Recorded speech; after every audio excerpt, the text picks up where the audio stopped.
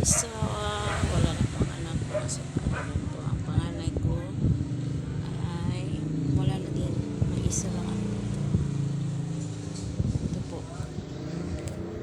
Isa namang tindera ang iyong lingkod sa kanyang munting tindahan. Mamaya magluto ko ng talong.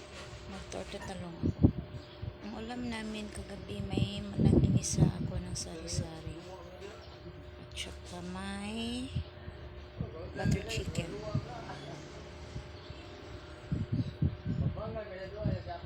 At lumpia. Pahinga muna ako, hindi muna ako maglalago ng banana. Siguro mga Biyernes o Sabado. Kasi walang karatido ang anak. Madalas na lang ako maglalago siguro. Hindi na lang araw-araw.